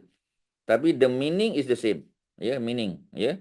Sama ada dalam Sunan An-Nasa'i, Sunan Ibnu Majah ataupun Sunan Ad-Daraqutni hampir sama. Tapi wording yang kita baca ni, yang Ibnu Hajar letak dalam kitab dia ni adalah wording daripada Imam Daraqutni. Daraqutni ni muda lagi lah tuan-tuan. Dia bawah pada imam yang 7 ni. Dia bukan zaman Imam Ahmad, Bukhari, Muslim, ya, Tirmizi, Abu Daud, Ibnu Majah, An-Nasa'i, bukan. Dia bawah lagi tuan-tuan, ya. Dan dia orang Mesir, dia orang Iraq. Daraqutni ini maknanya the land of cotton. Dar makna land, cotton, ya, cotton lah bahasa Arab, cotton, ya, daripada bahasa Inggeris, cotton tu daripada bahasa Arab, cotton. Jadi the land of cotton, ya, itu adalah Iraq. Lafaz bagi dia, ya. Isnaduhu sahih, isnadnya sahih tuan-tuan, lakin ya qawwa Abu Hatim irsal. Jadi Abu Hatim kata hadis ni hadis mursal. Mursal ni maknanya dia tak sebut nama sahabat. Ya, kalau tengok dalam keadaan tu, ya, sama ada di sini dia sebut nama sahabat tu, ya. Tapi macam tadilah, ya, ni perbincangan teknikal, Ustaz tak nak panjangkan. Secara umum hadis ni sahih, sudahlah tuan-tuan. Ya, tak payah kita irsal apa semua, kan panjang cerita. Ya. Sebab masuk irsal tu kadang-kadang, ya, imam-imam yang tak jumpa dengan Rasulullah. Dia macam contoh kita kata siapa? Imam Hasan Al-Basri contoh, ulama besar. Ya, Hasan Al-Basri ulama besar, ya. Sebab dia lahir di Madinah, kemudian dia ikut bapa dia hijrah ke Basrah. Lepas tu panggil Al-Basri tu, ya. Namanya Al-Hasan. Jadi dia apa kita panggil, masa kecil duduk di Madinah tu. Dia belajarlah daripada para ulama di Madinah tu. Ya, para sahabat Nabi dia jumpalah, ya. Sebab Imam Hasan Al-Basri dia lahir tahun 21 Hijrah. Ya, 21 Hijrah maknanya dia apa kita panggil, ya, dia 22 Hijrah, ya. Jadi dia ada apa kita panggil, ya, dia ada banyak peluang. 21 atau 22 je. 21 lah mungkin lebih tepat lagi. 22 tu apa ni, Abu Salamah, ya. Abu Salamah anak pada Abdul Rahman bin Auf. 21 lah. 21 Hijrah tu maknanya zaman Saidina Umar. Ya, Umar menjadi khalifah, tapi Umar dah nak kena bunuh lah. Umar kena bunuh 23. Jadi maknanya dia hidup zaman tu. Lepas tu zaman Osman dia ada lagi. Jadi maksudnya dia ada peluang tak jumpa para sahabat, jumpa. Tapi nanti bila dia pindah ke Basrah, ke Iraq, ya.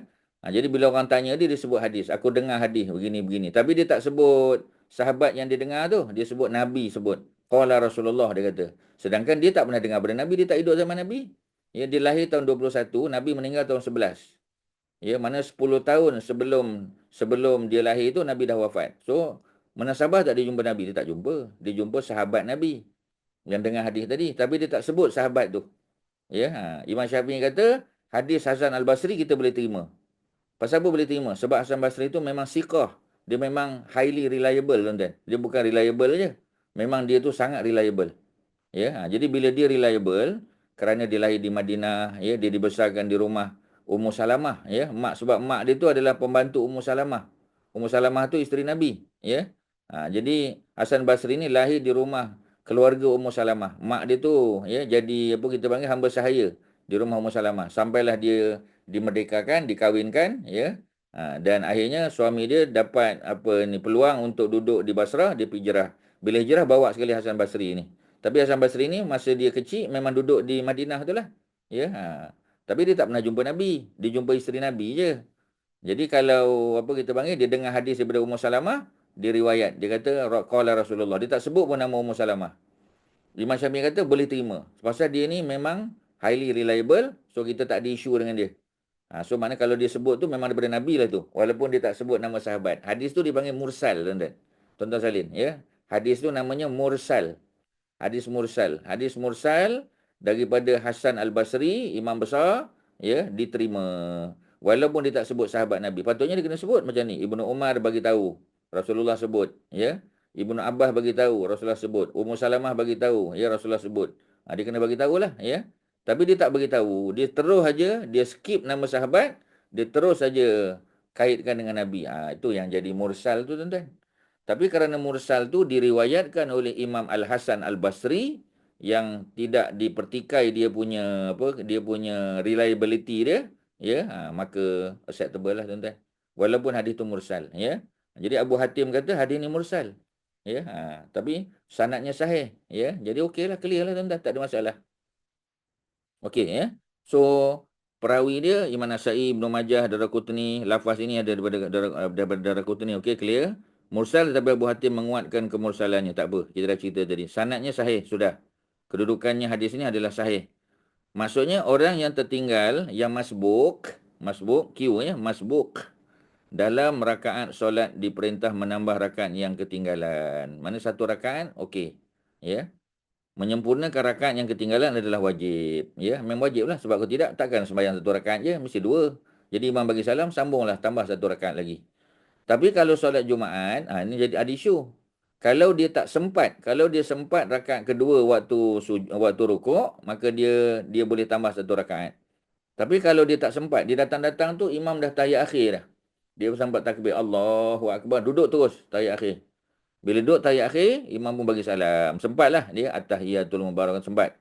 Sampai ya fil alamin innaka hamidum majid, habis imam pun bagi salam. Dia pun naik. Bila dia naik tu dia tambah 2 rakaat ke tambah berapa rakaat tuan-tuan? Sembahyang Jumaat. Tambah 4 Ustaz. Tambah 4 sebab Zuhur. apa? Sebab Jadi Zuhur. pasal dia tak sempat Jumaat. Ya, tapi dia dapat tak pahala berjamaah? Dapat Ustaz. Dapat pahala berjamaah, ya. Cuma pahala Jumaat tak dapat. So berdosa lah dia. Kalau dia ahli Jumaat pada hari itu, dia bukan musafir, ya, maka dia dianggap sebagai berdosa kerana sengaja meninggalkan sembahyang Jumaat. Melainkan dia tak sengaja. Cari parking payah, ya, masjid tak jumpa, dia masuk satu kawasan baru lah contoh. Dia tak musafir tapi dia katalah, ya, dia duduk Kelana Jaya, ya. Bila masuk Shah Alam dia dah tak tahu dah mana masjid nak pergi, ya. Dah sampai ke section 13 contoh, pusing-pusing tak dapat parking. Parking bukan main jauh lagi, ya. By the time dia datang tu imam dah tahiyat akhir dah, ya. Sebab dia belum ada wuduk apa semua nak ambil, memang lambat lah tuan-tuan, ya. Sempat tahiyat akhir. Jadi kalau begitu keadaannya, mudah-mudahan dia tidak berdosa lah. Kerana dia dah usaha untuk datang awal, ya. Tapi sebab parking jauh, kemudian masuk tandas pula, buang air apa semua sebagainya, ambil wuduk, bila datang tak sempat, ya, sujud, tak sempat rukuk bersama imam rakaat kedua. Maka yang dia tambah bukan 1 rakaat atau 2, yang ditambah adalah 4 rakaat. So dia hanya dapat, ya, pahala solat Zuhur saja pada hari itu, Jumaat tak dapat. Ya, jadi benda-benda ni perlu dibagi tahu pada apa kita panggil, ya, orang yang duduk dalam circle of influence kita lah, ya. Kena bagi tahu lah pada menantu kita, anak kita ke. Kadang orang terlepas pandang, dia ingatkan dia sempat. Oleh kerana sembahyang Jumaat, ya, dia dapat tahiyat akhir, dia sambung 2 rakaat saja. Sambung 2 rakaat tu kalau dia sempat rukuk bersama imam, tak apalah kan. Acceptable lah lagi, ya, sebab dia ingatkan boleh, rupanya tak boleh. Ya, Ustaz rasa Kak Wan pun ada tanya pada 2 minggu lepas kalau tak salahnya, 2 ke 3 minggu lepas. Boleh ke tidak, ya? Kalau dia tahiyat akhir, ya, sembahyang dapat pahala berjamaah tetapi tak dapat pahala solat Jumaat, tak dapat, ya. Satu lagi isu sebab tak dengar khutbah. Itu satu lagi isu tuan-tuan.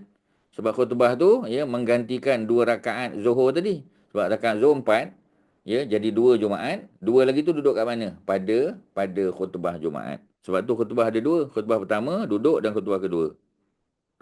Okey, 474 tuan-tuan, ya. An Jabir bin Samurah. Ini Jabir bin Samurah berbeza dengan yang nombor bawah tu. Ya, ini hadis 474. 475 daripada Jabir bin Abdullah, orang lain. Ya, Jabir bin Abdullah orang lain. Jabir bin Abdullah sahabat besar ni. Ya. Jabir bin Samurah sahabat juga. Ya, tetapi dia adalah sahabat yang lebih muda. Ya, Jabir bin Samurah dia sempat jumpa Nabi.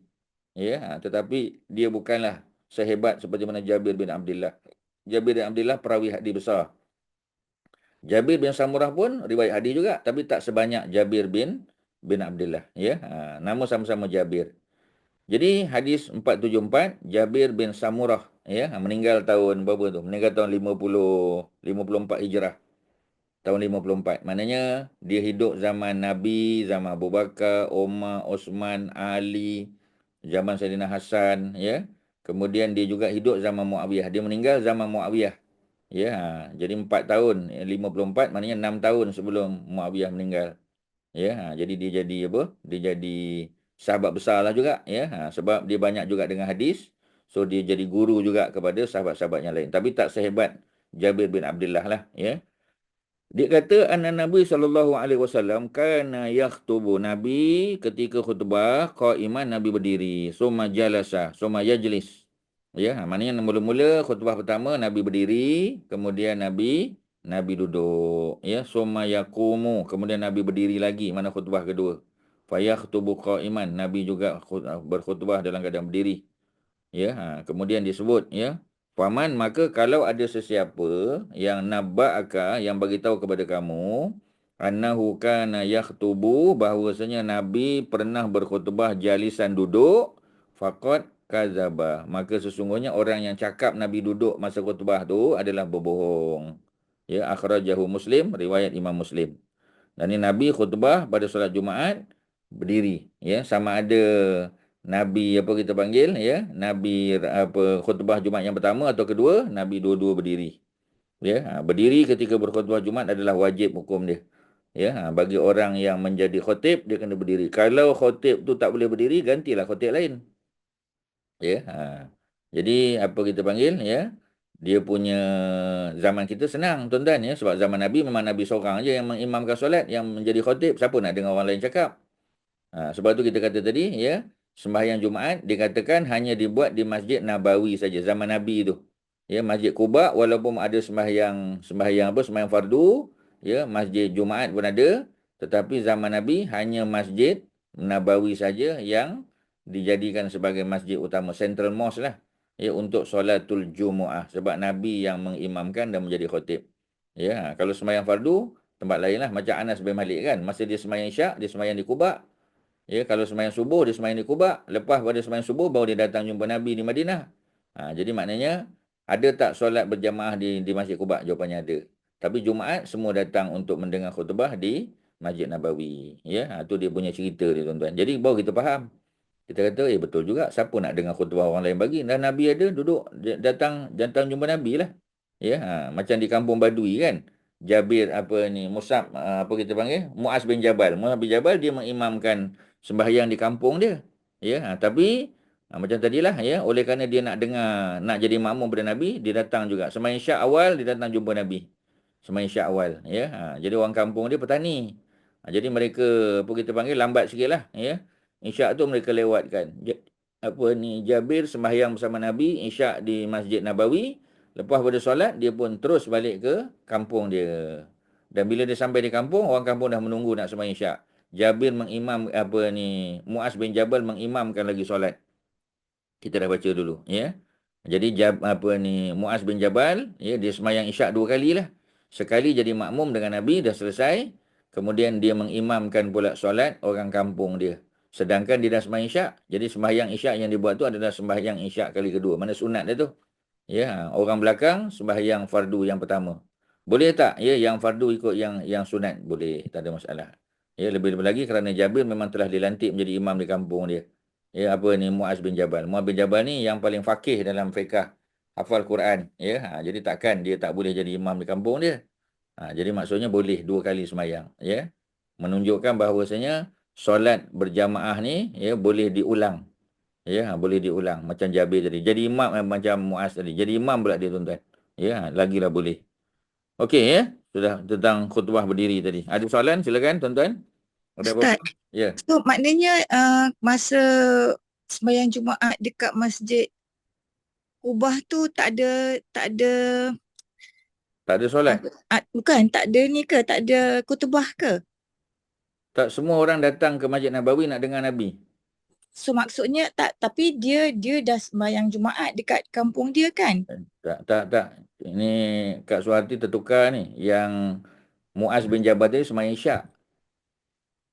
Muaz bin Jabal sembahyang Isyak dengan Nabi di Masjid Nabawi, sembahyang Isyak. Kemudian dia balik ke kampung dia, dia imamkan solat Isyak dengan orang kampung dia. Itu Muaz bin Jabal. Itu bukan sembahyang Jumaat. Sembahyang Jumaat tadi, ya, Masjid Quba ada sembahyang Zuhur, Asar semua ada. Masjid Jumaat pun ada, ya. Tapi hari Jumaat mereka datang untuk sembahyang di Masjid Nabawi. Oh, diorang tak sembahyang Jumaat di Masjid Kubah. maksudnya. Sebab mesti Okey. nak dengar Nabi khutbah. Ya, faham Ustaz. Sayanglah kan kita kata, ya. Sayanglah dah Nabi khutbah di Masjid Nabawi, maka mereka pun datang di Masjid Nabawi untuk solat Jumaat. Tapi Okey. sembahyang harian fardu tu adalah macam biasalah, Okey. ya. Okey. Okey. Sorry Ustaz. Ya, tak apa. Okey tuan-tuan, ada apa? Silakan. Ya. Nak baca satu hadis lagi panjang ni, ya. Ada apa-apa silakan kalau ada Ustaz, soalan. Ya. Saya nak tanya tentang khutbah dengan memegang tongkat tu. Hukumnya je. Sebab Nabi pegang pedang. Ya, dalam riwayat Nabi pegang pedang, ya, ada yang kata Nabi pegang busur panah. Ya, jadi pegang pedang dan busur panah tu nak menunjukkan serius, bukan main-main, ya. Sebab tu Nabi boleh, ya, macam sekarang imam tu jangan pegang saja, ya. Kalau nampak orang tidur ke, cuba hentak sikit kita kata.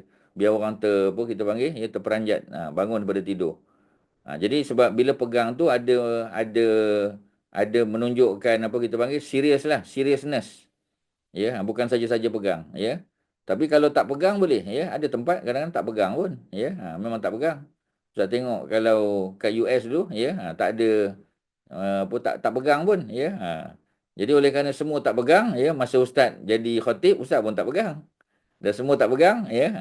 Tapi paling kurang sebab dia ada dia punya tempat tu macam dia punya apa kita panggil, ya. Apa dipanggil apa mimbar tu, ya. Pegang sebelah tu lah. Ya, kita pegang lah tapi tak ada tongkat. Dia tak sediakan. Ya, dia tak sediakan tongkat. Ya, cuma kalau kita tengok dalam kitab-kitab hadis, Nabi biasa pegang pedang, ya, ataupun busur panah. Ya. So tempat kita tak pegang busur panah pula lah. Pegang pedang takut pula orang kan. Jadi dia gantikan dengan apa tadi? Dengan apa ni? Apa istilah dia tuan-tuan? Apa ni? Apa yang kita panggil tu? Tongkat tu, ya. Apa Cokma. istilah dia tadi? Cokma Ustaz. Cokma, ya mungkinlah, ya. Okey, ya. Ada lain silakan. Kalau ada apa-apa. Tak ada tuan-tuan, ya. Kalau tak ada kita berhenti setakat ni, sempat baca 2 hadis. InsyaAllah akan datang kita baca lagi lah, ya. Hadis-hadis yang lain. Tapi macam tadilah.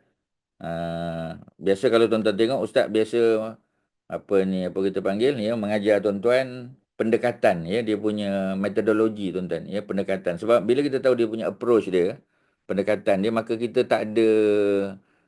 kita tak akan question lah benda tu, ya. Contohnya kadang-kadang kita keliru, kita pasal apa, ya, pasal apa Imam Syafi'i baca kunut, Imam Ahmad bin Hanbal tak baca kunut. Imam Ahmad tu bukankah anak murid Imam Syafi'i, ya. Pasal apa Imam Ahmad tak ikut kan, ya. Sebab masing-masing ada pendekatan yang berbeza. Memang dia guru dengan murid, macam Imam Malik dengan Imam Syafi'i. Imam Malik tu guru dia, Imam Syafi'i anak murid dia, ya. Tapi sebab apa mereka berbeza pendapat, ya. Ustaz tutup cerita ni dengan satu kisah.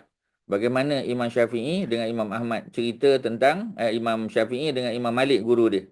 Imam Syafi'i masa di Madinah, dia kan belajar dengan Imam Malik selama 14 tahun.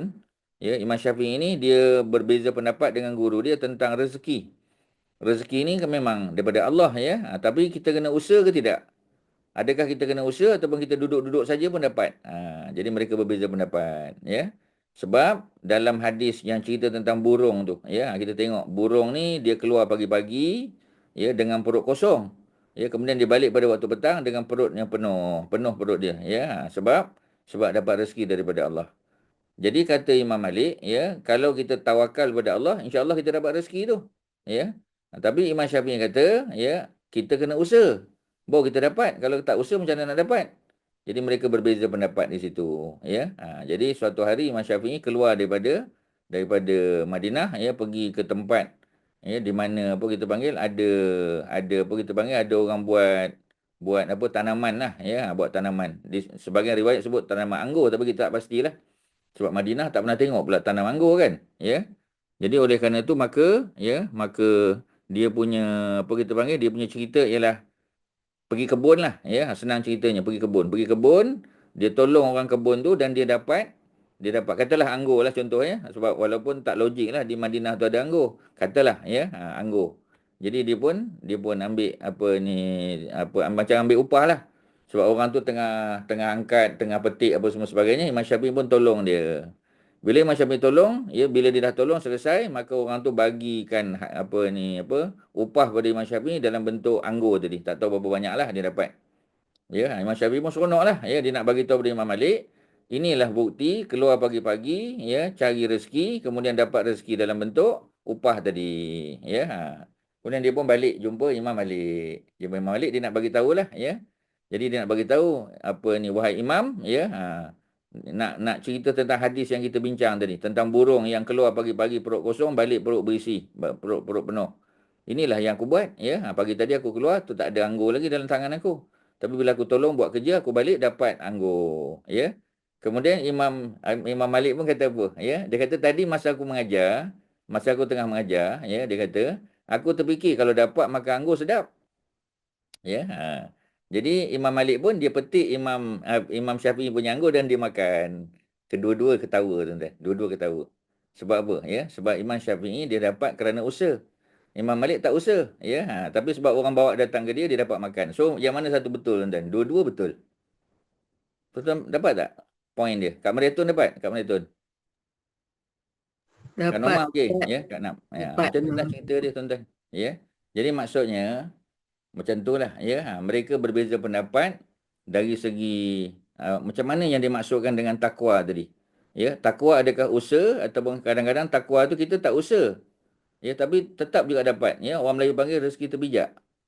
Ya, kadang-kadang orang bagi kita terfikir kan, contoh di masjid lah, tuan-tuan. Ya, ni Ustaz cerita, kita kuliah subuh, bila kuliah subuh, ya, kita kata terfikir pada ni lah, ya, kalau kita dapat makan roti sardin pagi ni sedap ni.